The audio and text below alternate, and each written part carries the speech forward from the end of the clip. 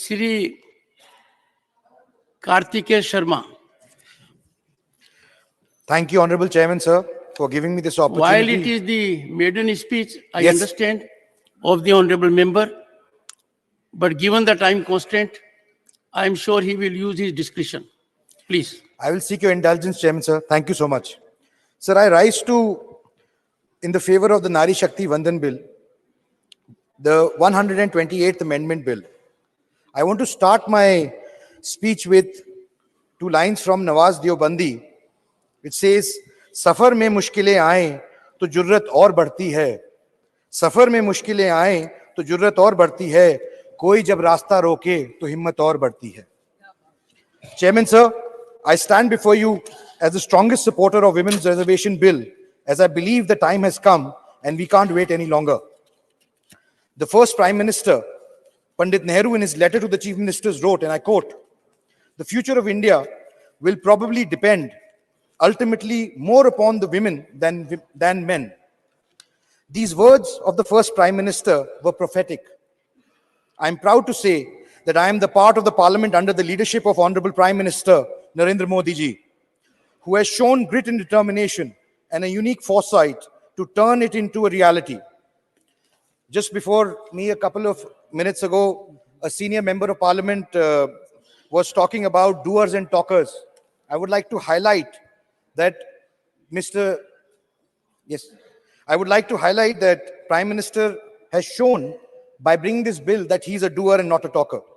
I come from the state of Haryana, which had for the longest time grappled with the issue of unequal sex ratio. The sex ratio in Haryana was 879 females for 1,000 males in 2001, but has shown steady improvement since 2015, when the Prime Minister Narendra Modi launched the Beti Bachao Beti Padhao Andolan from Haryana. Sir, I would like to inform the House that in 2022, the ratio has improved to 917.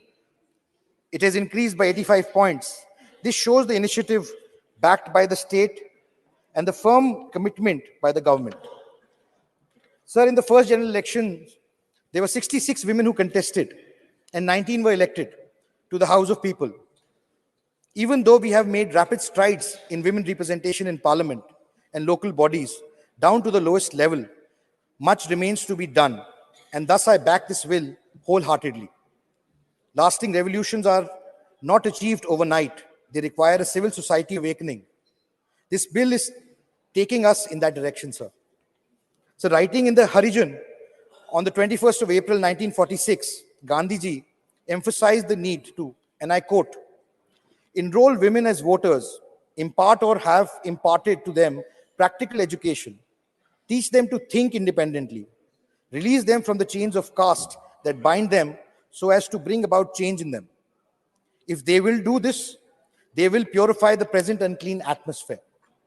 Sir, he prophetically said, as long as the women of India do not take part in public life, there can be no salvation for the country. Adoption of our constitution brought a new era of equity and equality for women in India.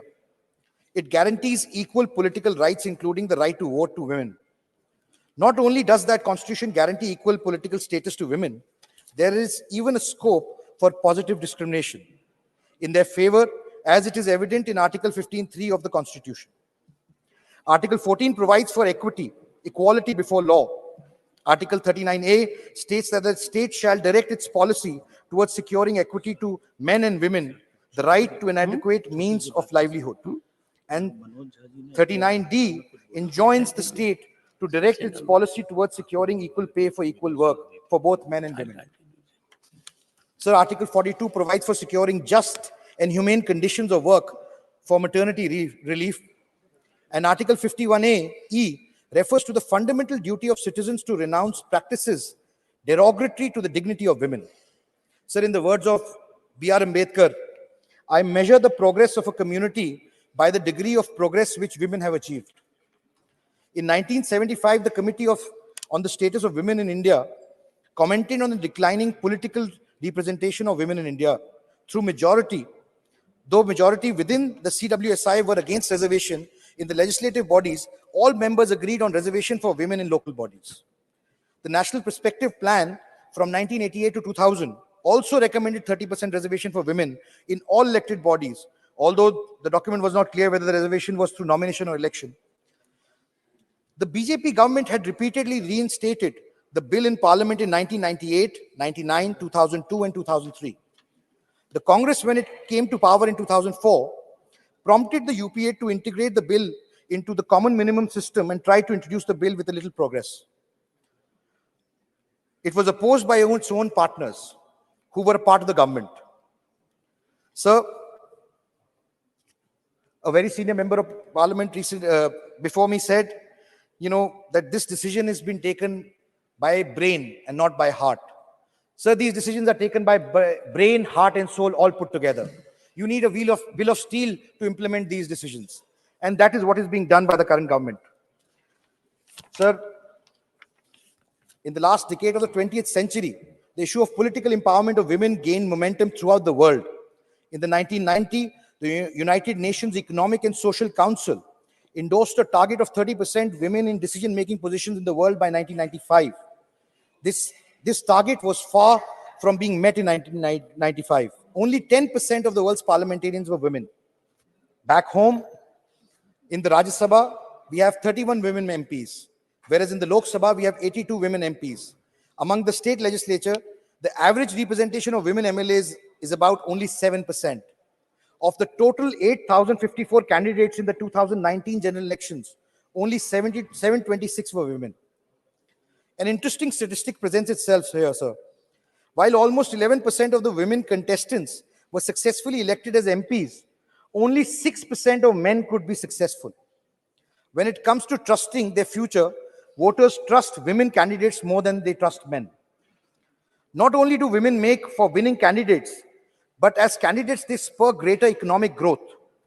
An academic paper by the United Nations University World Institute for Development Economics Research in 2015 studied the impact of women politicians on economic performance in the state legislative assemblies.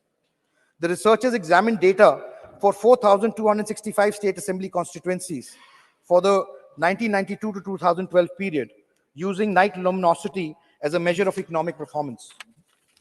The paper estimated women legislators raised luminosity growth in their constituencies by about 15 percentage points per annum more than that of male legislators.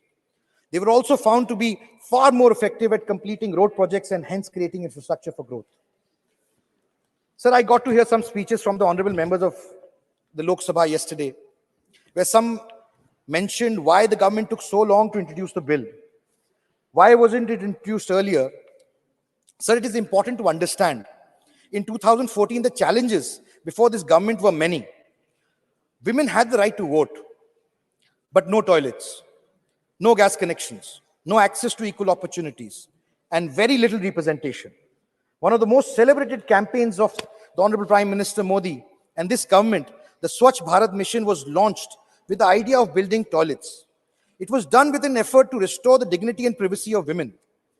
Some people complained toilets have been built, but there was irregular supply of water, no water. I would like to say to them, be patient. Such a mammoth campaign are bound to come with some learnings and challenges. Today, most of them have regular water supply. Sir, I'm a positive person. I'm an optimist, not a pessimist. And I believe in the positivity and the power of change. Soon after people complained, women in rural India were still cooking food with cow dung cakes or wood, leading to health hazards. Today, almost all homes have gas connections. It is important to understand the change has not happened overnight. It requires assistance of society and change in the mindset. Sir, in the words of Victor Hugo, no one can stop an idea whose time has come. Sir, the idea of women's reservation has come, and no one can stop it. As the Honorable Prime Minister said, the country can't wait anymore. So research has shown that when women are empowered, the entire nation is empowered. And women legislators are more. Sir, I will seek your indulgence to just complete my maiden speech, sir. Sir, I thought I would mention some of the top women leaders, scientists, engineers, businesswomen, social workers at the end of my speech. But I was writing their name And I got a feeling that being a successful female leader in the field cannot be their identity, for they have outgrown their genders. In a male-dominated world, they are not successful because they are women. They are successful despite of it. It is our narrow lens that we see them in gendered roles. It is our shortcoming that we see their gender first before we see their capabilities and their talent. It is the men who need to change their view and start treating them as equal colleagues. Sir, I would like to express my heartfelt gratitude to the Honorable Prime Minister, who has been able to reorganize, bring on track this bill which had been derailed for the longest time. And in a time where the whole world is going through difficult times, whether it's climate change, hostile nations, income inequalities, only the healing and caring touch of a mother can save humanity from falling further down. Sir, discuss as much as we may, debate, fight, shout, do whatever. But the bottom line is that such a provision cannot wait any longer. It is our need. Sir, I would like to finish my speech with a few lines from the famous poet Dushyant Kumar. हो गई है पीर पर्वत सी, हो गई है पीर पर्वत सी, पिघलनी चाहिए, इस हिमालय से भी कोई गंगा निकलनी चाहिए. हो गई है पीर पर्वत सी, पिघलनी चाहिए, इस हिमालय से भी कोई गंगा निकलनी चाहिए. सिर्फ हंगामा खड़ा करना मेरा मकसद नहीं, मेरी कोशिश है कि सूरत बदलनी चाहिए. धन्यवाद. Sir, धन्यवाद माननीय I Kartikeya only ji. want to say that let us come together and change the picture of the Indian polity. Let us unanimously support the bill. Otherwise, when history is written, people who are standing on the other side will not be judged kindly. Thank you so much, sir. धन्यवाद माननीय कार्तिकेय शर्मा जी. माननीय श्रीमती कांता करदम जी.